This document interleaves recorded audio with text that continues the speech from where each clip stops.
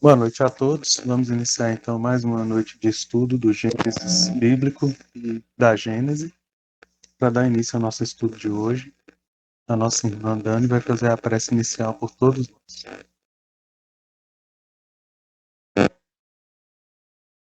Então vamos elevar os nossos pensamentos a Jesus, a espiritualidade amiga, e solicitar a presença deles entre nós, para que a nossa aprendizagem se torne mais eficiente, para que possamos transformar tudo o que aqui aprendemos em formas de melhoria para a nossa vida. Que possamos ter um entendimento claro e estarmos em paz nesse momento e sempre. Que assim seja. Que assim seja. Gente, vamos então para a Gênese. Eu não vou, como no último estudo, né, não vou colocar na tela, só para não interromper ali a gravação. Mas hoje nós vamos ler o item 45 do capítulo 1. Capítulo 1, então, é esse capítulo Caráter da Revelação Espírita. E aí, no último item, que é o 44, Kardec discorre para nós sobre aquelas pessoas, né, que combatiam, né, antes com mais frequência o Espiritismo era combatido, então combatiam o Espiritismo, falava que não era coisa de Deus e tal, mas sem fundamento nenhum, né? E mais do que não tendo fundamento, ainda com ideias, né, das religiões que eles professavam, com ideias que não são ideias lógicas, não são ideias aceitáveis, principalmente tendo o Deus na definição que nós damos na doutrina espírita, como sendo a causa primária de todas as coisas e a inteligência suprema, né? Então, o item 45 ele vai continuar falando do caráter da revelação espírita e agora falando da revelação dentro do espiritismo mesmo. Ah, como assim? Porque no início a gente começou abordando, né, a revelação de uma forma geral, entendendo o que era, depois trouxe essa revelação para o meio religioso, falou de primeira revelação com Moisés, a segunda com Cristo, e agora então está focando na terceira revelação, que é a doutrina espírita. Vamos então à leitura do item 45. A primeira revelação teve a sua personificação em Moisés, a segunda no Cristo, a terceira não a tem em indivíduo algum. As duas primeiras foram individuais, a terceira foi coletiva. Aí está um caráter essencial de grande importância. Ela é coletiva no sentido de não ser feita ou dada como privilégio a pessoa alguma. Ninguém, por consequência, pode inculcar-se como seu profeta exclusivo. Foi espalhada simultaneamente por sobre a Terra a milhões de pessoas de todas as idades e condições, desde a mais baixa até a mais alta da escala, conforme esta predição registrada pelo autor dos Atos dos Apóstolos. Nos últimos tempos, disse o Senhor, derramarei o meu espírito sobre toda a carne. Os vossos filhos e filhas profetizarão. Os mancebos terão visões e os velhos sonhos. Ela não proveio de nenhum culto especial a fim de servir um dia a todos de ponto de ligação. Ela não veio a nenhum culto especial. Quer dizer, né, a finalidade dela é servir um dia a todos, né, de ponto de ligação. Aí tem uma nota 8, nota de Allan Kardec. O nosso papel pessoal no grande movimento de ideias que se prepara pelo Espiritismo e que começa a operar-se é o de um observador atento que estuda os fatos para lhe descobrir a causa e tirar-lhes as consequências. Boa noite, Ana Paula. Boa noite. Estamos no item 45 da Gênese, lendo a nota de rodapé, nota 8, de Allan Kardec. Confrontamos todos os que nos tem sido possível reunir. Comparamos e comentamos as instruções dadas pelos espíritos em todos os pontos do globo. E depois coordenamos metodicamente o conjunto, em suma. Estudamos e demos ao público o fruto das nossas indagações, sem atribuirmos aos nossos trabalhos valor maior do que o de uma obra filosófica deduzida da observação e da experiência, sem nunca nos considerarmos chefe da doutrina, nem procurarmos impor as nossas ideias a quem quer que seja. Publicando-as, usamos de um direito comum, e aqueles que as aceitaram, o fizeram livremente. Se essas ideias acharam numerosas simpatias, é porque tiveram a vantagem de corresponder às aspirações de avultado número de criaturas, mas disso não colhemos vaidade alguma, dado que a sua origem não nos pertence. O nosso maior mérito é a perseverança e a dedicação à causa que abraçamos. Em tudo isso fizemos o que outro qualquer poderia ter feito como nós, razão pela qual nunca tivemos a pretensão de nos julgarmos profeta ou Messias, nem ainda menos de nos apresentarmos como tal. Gente,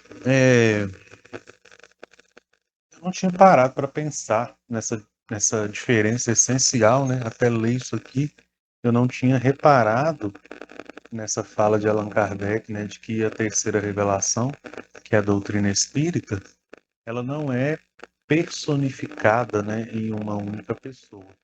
Ela não tem, então, essa individualização. Vamos falar um pouco dessa individualização. Primeiro, a revelação, ela é personificada em Moisés. O problema, né, ao meu ver, não é ser personificado, mas qual personalidade está por trás dessa revelação. Então, com Moisés, nós estudamos aqui, né, nos itens anteriores, que a principal função da primeira revelação foi trazer a ideia do Deus único. Principal. E sabemos também que para o povo ali, né, hebreu, povo judeu, né, o povo que seguia Moisés, também era necessário imputar naquele povo o senso de justiça.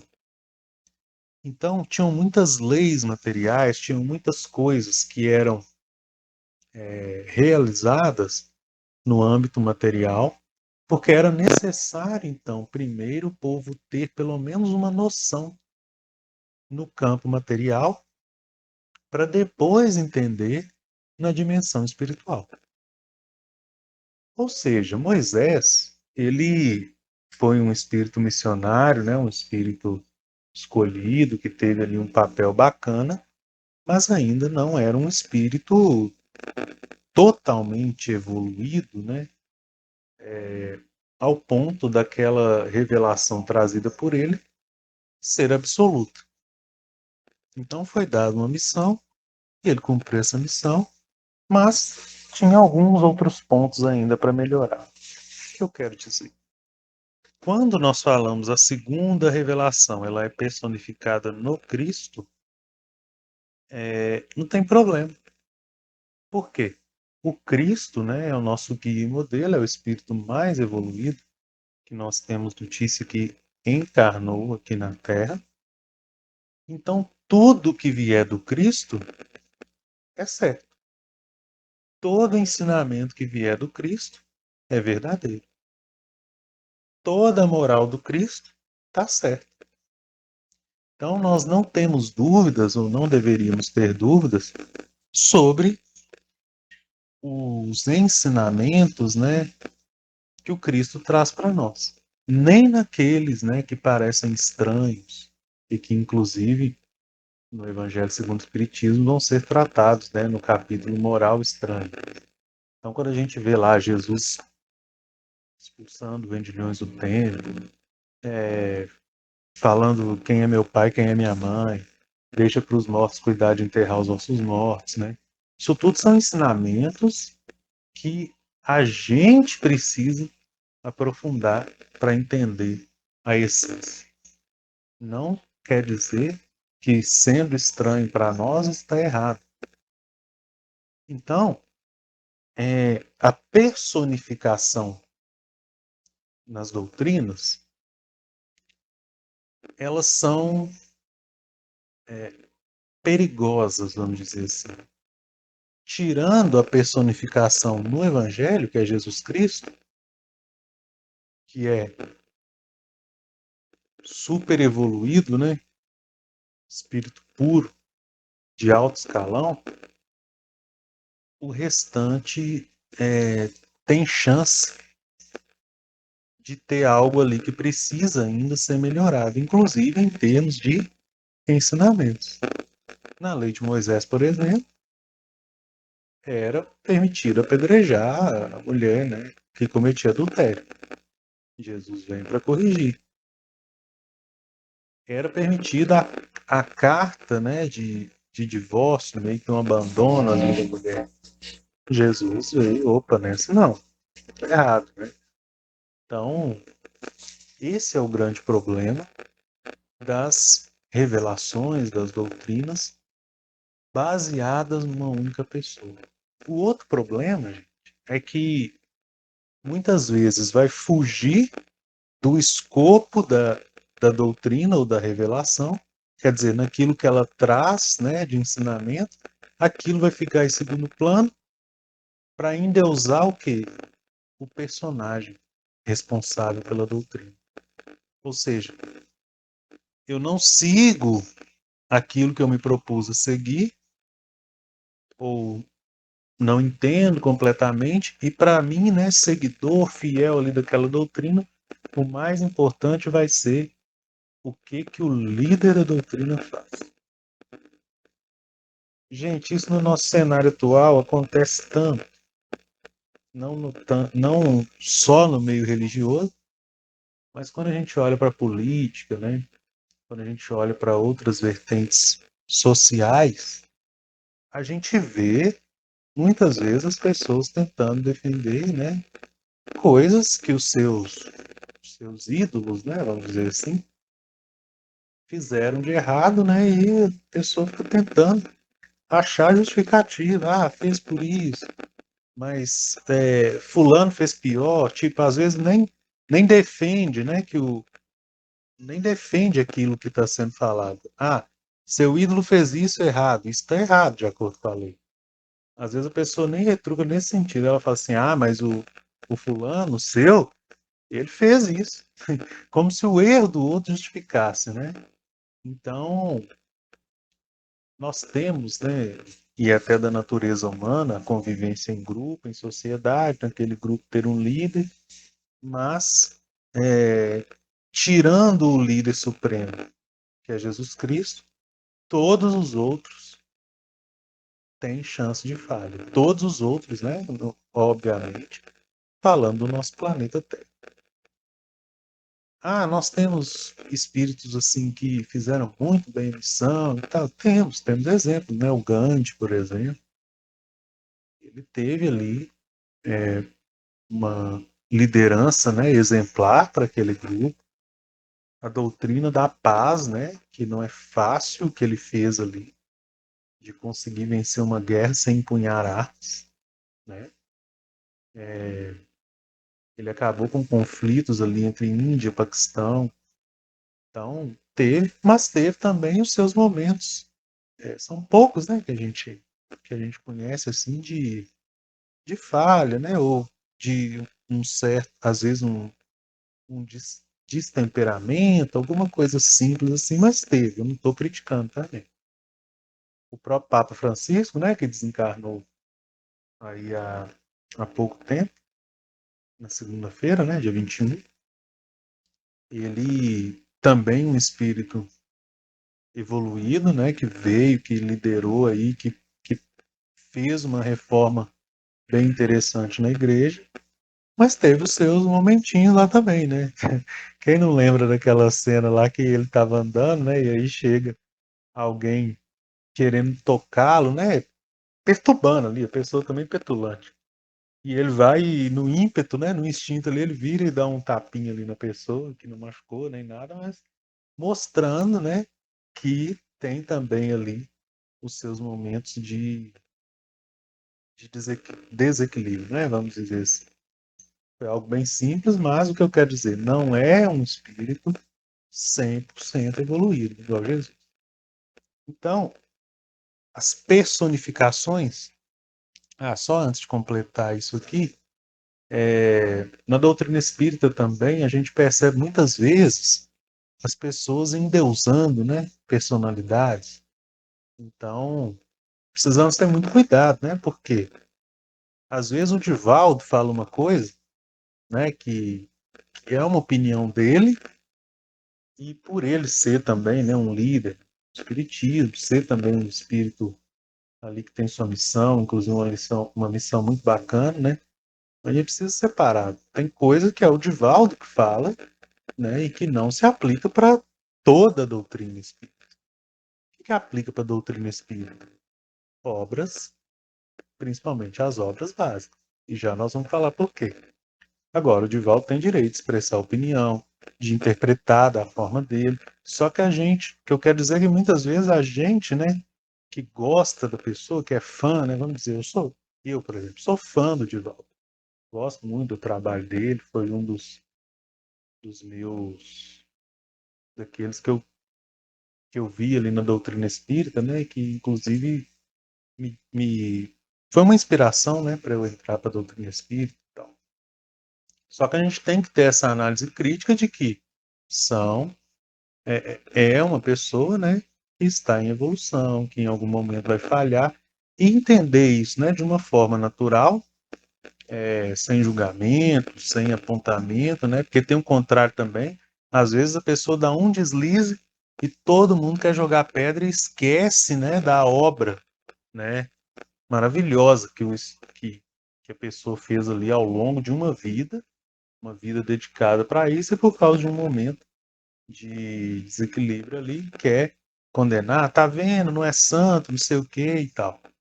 Enfim, é a gente ter o equilíbrio, o discernimento, né, para entender que personagem, pessoa, persona, né, líder, tem chance de errar, porque é ser humano. E é natural essa pessoa está num processo de evolução, tá? Então, o próprio Chico, né, gente? Chico Xavier, uma obra maravilhosa, exemplo no espiritismo e tal.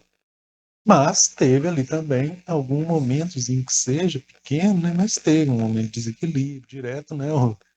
Direto não, em alguns momentos ali o Emmanuel tinha que esclarecê-lo, né? O Emmanuel mantinha, né, uma rédea firme ali no Chico, exatamente porque a missão era muito grandiosa, mas o Chico também, né, fazia questão de ele mesmo falava, ser humano, evolução, tal, sou um cisco, não sei o quê. O espiritismo, ao contrário, Dani, pode falar. Ô, Tiago, mas o interessante que disso tudo que você está falando aí também é que, assim, a própria criação, a nossa criação, né, nos colocou como norte o que está indo, a consciência da gente, né? Colocou como norte o quê? A consciência, o íntimo da gente. Porque, igual você está falando aí sobre a gente se apegar, né, a personificações e acabar, assim, esbarrando na deficiência do outro também, né? Porque o Sim, único espírito puro que esteve aqui foi Jesus. E é o engraçado que a gente, apesar de ter Jesus, né, como o modelo que foi oferecido, que está aí presente para todos, a gente ainda fica assim: "Ai, mas aí eu vou no espiritismo lá na casa do Dário, na casa do Nicanor, da". A Uhum. gente ainda fica apoiado nos outros, né, faz parte da nossa deficiência. Mas a verdade é que, independente do que o outro estiver fazendo, quando a gente se volta para si mesmo, a gente pode ficar bem ou não com as ações, seguindo tendo como parâmetro, né, como norte, o íntimo da gente, como a gente se sente Uhum. diante das situações, né. E a gente ainda está adormecido. Esse recurso da gente ainda está adormecido. E seria o Concordo. ideal que a gente ativasse, né. Seria ideal, até porque, né, quando você fala dos nossos sentimentos, né, da gente se basear nisso também, na verdade, a gente vai estar baseando o quê? Na lei de Deus, né, que está na nossa consciência. Então, além, né, dessa questão da gente espelhar muito no outro, o líder está fazendo assim, não sei o quê, não é proibido, né, a gente seguir exemplo e tal, principalmente os exemplos positivos, mas no fundo, o que é que vai importar? Aquilo que vai deixar minha consciência tranquila. Então, certamente, né, a gente precisa sim, usando aí o seu termo, acordar, né, para isso aí, né, para essa maneira mais crítica, né, da gente fazer. Alguém mais, gente?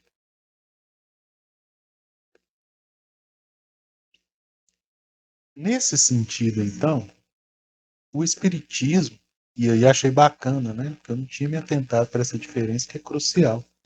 O espiritismo, gente, ele vem como uma revelação sem personificar. Ah, mas e Allan Kardec? Ele mesmo fez questão de falar doutrina dos espíritos. Por isso, né, que muita gente critica o termo espiritismo kardecista, né? Muitas vezes as pessoas usam isso para diferenciar da Umbanda, do Candomblé. Não, não tem isso. Tem espiritismo, tem Umbanda, tem Candomblé, né? Outras religiões que a mediunidade fizer presente. Não tem espiritismo kardecista, né? Ou eu sou kardecista, né? Não tem uma religião kardecista. A pessoa pode falar assim, eu sou kardecista porque eu admiro Allan Kardec, eu sigo, né, os preceitos lá do Allan Kardec, mas os preceitos de Allan Kardec mais conhecidos, né, não são de Allan Kardec, são da doutrina espírita. Allan Kardec, então, é o que? É o codificador. Coordenou ali um método terreno, né, material, para codificação da doutrina espírita. O que é codificação? Pegar mesmo, né, o que veio do plano espiritual e traduzir para nós, né? Porque vem em forma de código, né, gente? As primeiras comunicações, o quê? Batidas, né, na mesa, batendo no chão, cadeira, duas batidas, era isso, aquilo, era o quê? Eram códigos, né? Kardec, então, codifica, entende o processo, entende que tem inteligências, espíritos ali por trás falando, e aí ele reúne todas essas informações, né? E traz a doutrina espírita, ou doutrina dos espíritos. De qual espírito? De um tanto de espírito. Não é só de um. Ah, tem um coordenador, que é o espírito de verdade, né? O coordenador espiritual, aí Kardec foi o codificador, material, tem esses aí. Mas coordenadores, né? As ideias, elas vêm de um grupo. Então, isso traz para a doutrina espírita um caráter mais democrático. E o efeito disso é diminuição, né, ou ausência de uma personificação, de uma idolatria desenfreada que pode gerar uma distorção de valores. Em vez de eu observar os valores da doutrina, observar o valor da pessoa. Então, o espiritismo não tem profeta, né? Não tem. A gente pode falar que tem líder, né? Talvez assim, nesse sentido de organização, mas de trazer os preceitos, não. Então, desde a fundação do espiritismo, uma doutrina mais aberta, mais democrática, que vai trazer como efeito, né, essa aceitação mais espontânea também, que é o que fala aqui. Ela é coletiva no sentido de não ser feita ou dada como privilégio a pessoa alguma.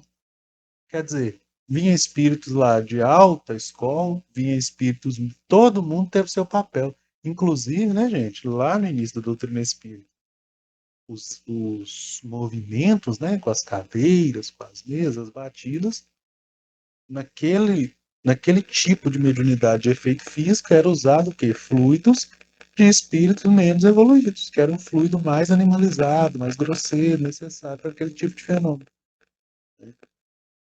Espíritos sofredores aí podem comunicar, não para trazer, né, mensagens aqui, mas, quer dizer, vão trazer mensagens, mas não essas que vão ficar para estudo, mas umas mensagens, por exemplo, que vão servir para socorrer esses espíritos.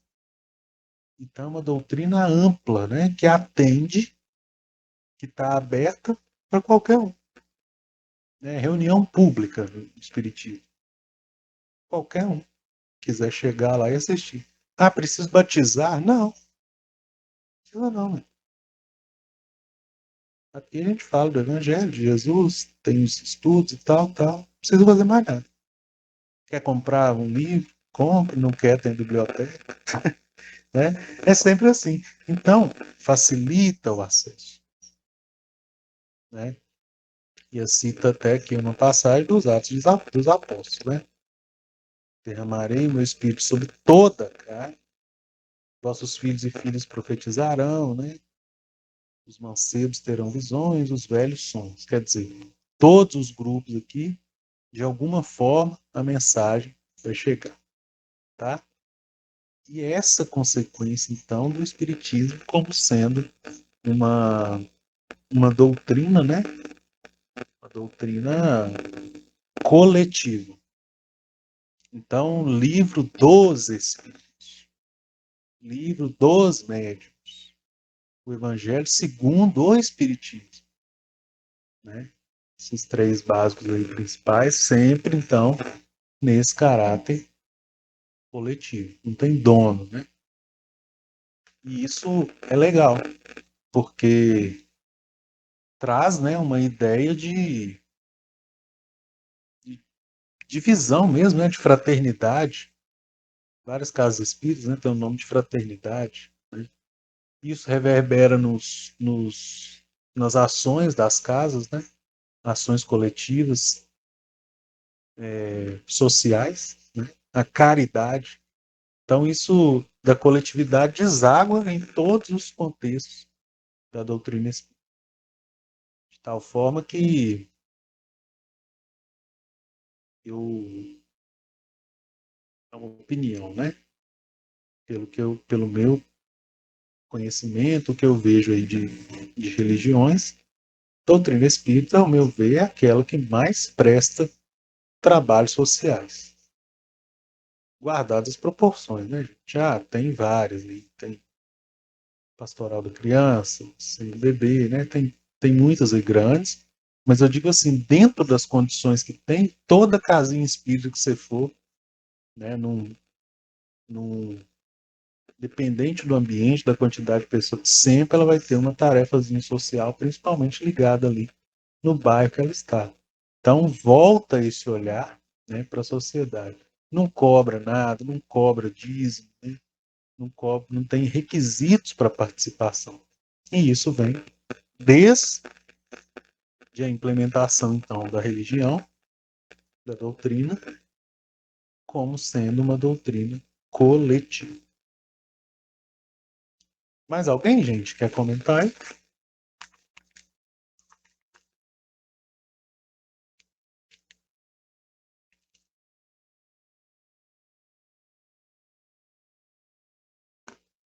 Vamos então para o Gênesis, capítulo 4 do Gênesis. Estamos falando de Caim e Abel nesse momento. Caim e Abel representam então a dualidade no mundo, sendo o mal representado por Caim, cujo nome, né, tem significado de incerto, e o bem representado por Abel, que significa sopro, espírito, né? Nós já vimos aí então que o Abel era pastor de ovelhas e que o Caim cultivava o solo. São as profissões. Nós reforçamos aqui que não fala a profissão, né, do Caim. Não fala Caim era agricultor. Fala a ação do Caim. Olha só, Abel tornou-se pastor de ovelhas. Profissão, pastor. Caim pôs-se a cultivar o solo. Não fala a profissão. Fala a ação. Cultivar o solo. Nós entendemos isso aqui numa simbologia do cultivo do materialismo. E o Abel sendo pastor, né, então é aquele que serve de exemplo, aquele que conduz, aquele que cuida, aquele que ajuda. Então, boas virtudes no caso. Falamos dos sacrifícios, né, que o Abel, o Caim, né, ele oferece ao Senhor frutos do solo. Veja que aqui, de novo, de forma genérica, não especifica quais frutos. Frutos do solo. Então, cultivava o solo, frutos do solo. Ação e colheita, né? Que solo que é esse?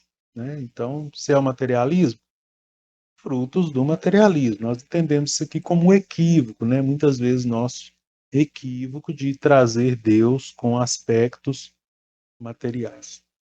Abel ofereceu, então, os primeiros cordeirinhos e a gordura das ovelhas.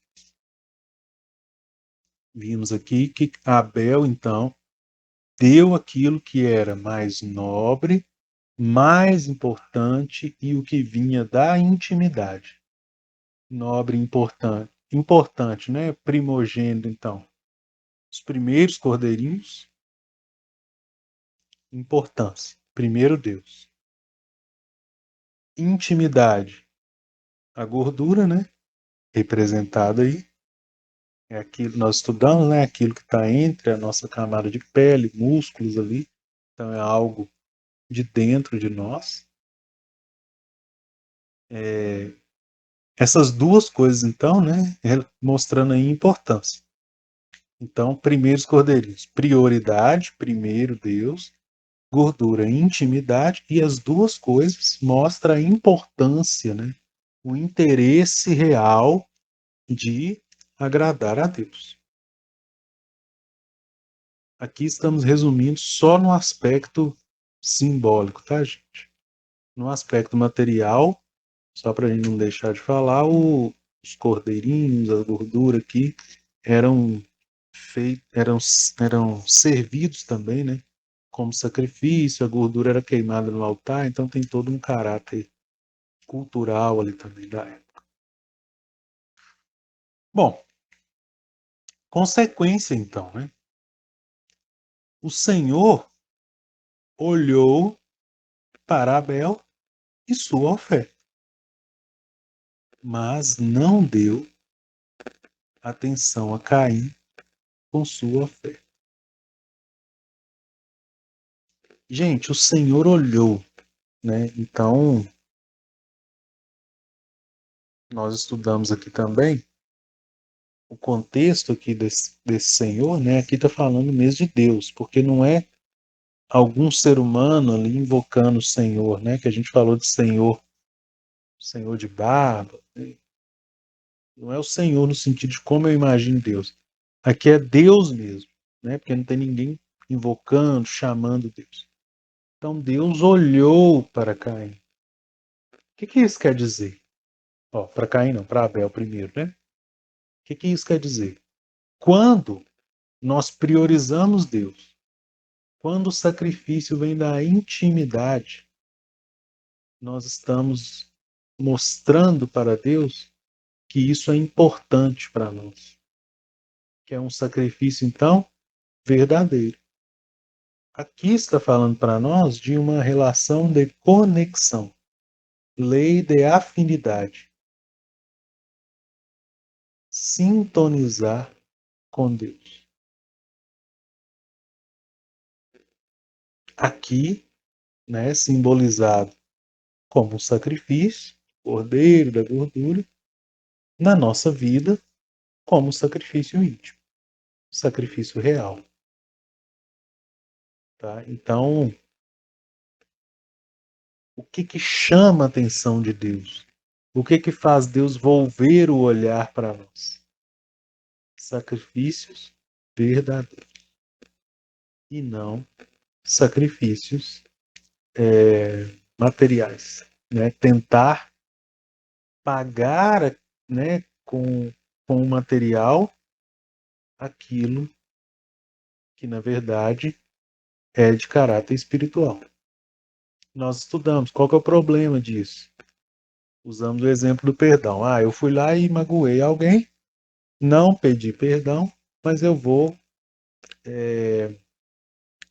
sei lá, vou me confessar, ou compro 2 cestas básicas e vou distribuir e acho que estou kit com aquilo ali. Beleza, pode distribuir a cesta básica. Né? Mas isso não isso vai gerar um crédito, obviamente, mas isso não está ligado com o perdão, porque o perdão envolveu outro. Né? Quando, então, eu magoei o outro, o remédio é o perdão. E esse perdão vai reverberar, vai me evoluir moralmente. Né? Eu vou estar vencendo o orgulho, o egoísmo. Então é um treino, né, para se tornar espírito puro. Ao passo que, beleza, vou distribuir a cesta básica, ajuda, mas aí é outra, eu estou evoluindo em outra área, na área da caridade. E ali a caridade material, de matar a fome e tal, que é muito importante. Mas que para o caso específico do perdão ali, da ofensa que eu fiz para outro, vai resolver pouco o problema. Então, chama a nossa atenção aqui, né, o seguinte: sacrifícios da intimidade, priorizar, né, as suas ações, os nossos planos, as nossas conquistas, Deus, né, priorizar Deus, ou seja, colocar um aspecto divino nessas conquistas. Isso atrai, isso me faz conectar com Deus. Só para a gente pensar, né? Deus, ele é onipresente. Nós já estudamos isso. Deus está em todos os lugares, não personificado, mas através do fluido cósmico universal. O fluido cósmico universal é como se fosse o sistema nervoso de Deus. Então é Deus presente em toda a sua criação através do fluido cósmico universal. Ou seja, nós estamos permeados por Deus. Nesse sentido, né, de proteção, de disponibilidade. O que acontece então? Eu, dentro do meu livre-arbítrio, devo fortalecer, estabilizar esta conexão. Deus está ao meu dispor. E agora eu? Se é necessário um sacrifício para essa conexão, que faça o sacrifício. Sacrifício verdadeiro. Deus então volve o olhar. Né? Isso aqui é uma relação de proximidade. Porque já estamos próximos de Deus, né? Já tem o fluido cósmico, tal, Deus nunca nos abandona. Mas aqui é o quê? Direcionamento, conexão, proximidade. A depender da minha ação. do meu sacrifício.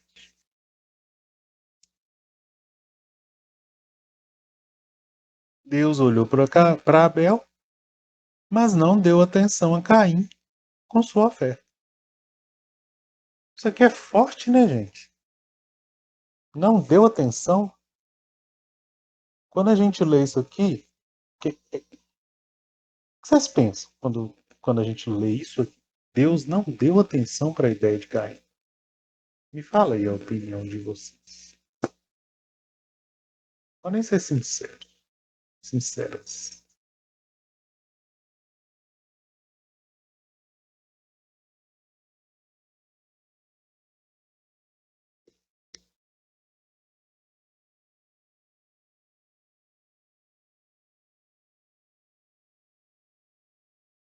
Vocês estão aí? Pensando. Deus não deu atenção a Caim e sua fé.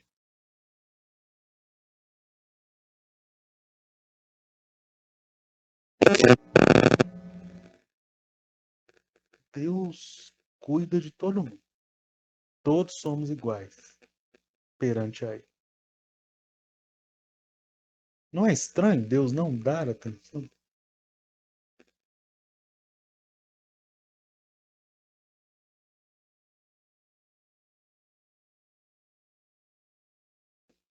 Esse dar a atenção,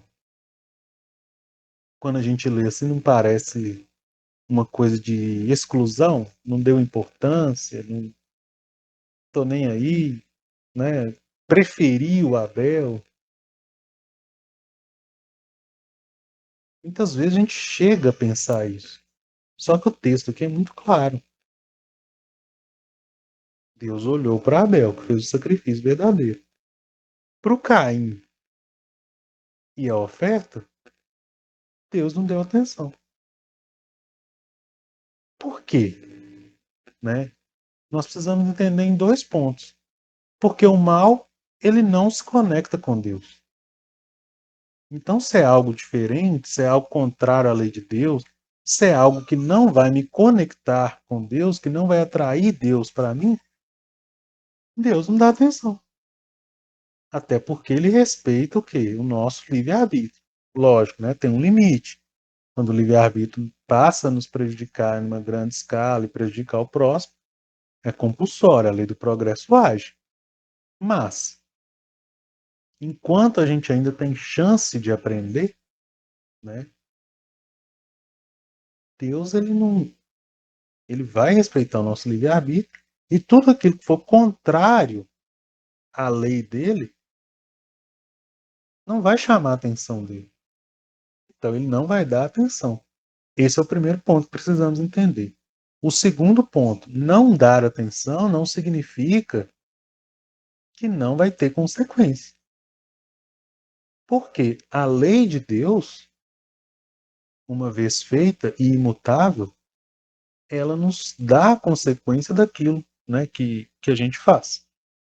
Então não quer dizer que fiz o mal, pequei, prejudiquei alguém. Não chamou a atenção de Deus. Deus não deu atenção. Então vai ficar por isso mesmo, porque Deus não deu atenção. Só que Deus não precisa de dar atenção para aquele ponto específico. Porque na lei natural já está escrito, determinado que fez tal ação, você vai ter tal consequência. Esse dar atenção aqui, nós precisamos entender o seguinte: não desperta o interesse de Deus as coisas que são más. Não nos dá conexão com Deus as coisas que são más.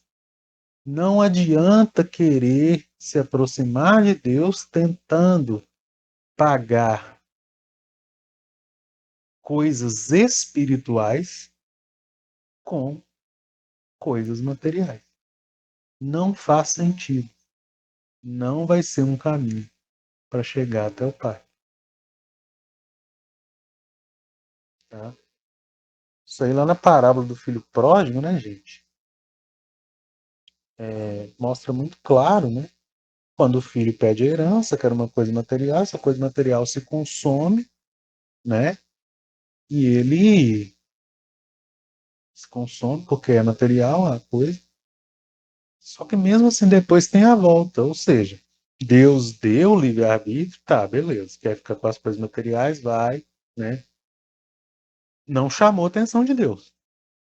O filho foi, né? Enquanto estava perdido ali no mal, iludido com o mal, não chamou a atenção de Deus. Por quê? Não criou conexão com Deus. Esse espírito sofre consequências da escolha material.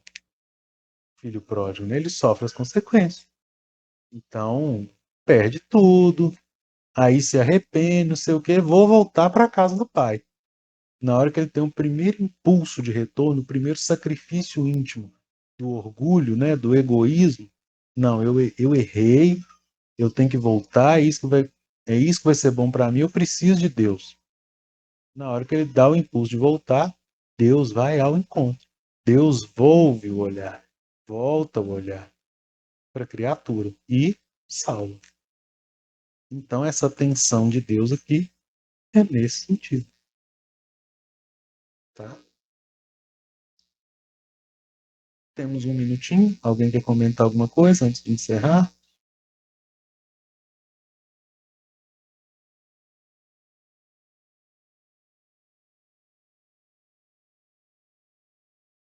No último estudo, gente, eu tinha pedido para ler, né? Tinha deixado um dever de casa aí. Ler o item 23, capítulo 5 do livro do Evangelho segundo o Espiritismo. A gente ia discutir ele hoje, mas acabou que não deu tempo. Aí fica para a semana que vem, que aí nós vamos ver o sentimento, né, de Caio, misturei os dois, o sentimento de Caim quando Deus não dá essa atenção, né, para a oferenda dele. Então, para a próxima semana, item 23 do capítulo 5 do Evangelho segundo o Espiritismo, Tormentos Voluntários, para a gente continuar a nossa conversa aqui. Vamos elevar os pensamentos a Jesus, agradecer pela oportunidade de mais uma vez estarmos aqui reunidos. Que a sua luz e paz, Senhor, esteja conosco, nos dê bom ânimo, sabedoria e fé, paciência e tranquilidade para seguirmos em frente, mudando aquilo que precisa ser mudado, tendo discernimento para saber escolher. Ser conosco, Jesus, hoje e sempre, que assim seja. Cesanha. Amém. Amém. Boa noite. Pessoal, boa noite, até semana que vem. Boa noite. Peraí. Pode desligar.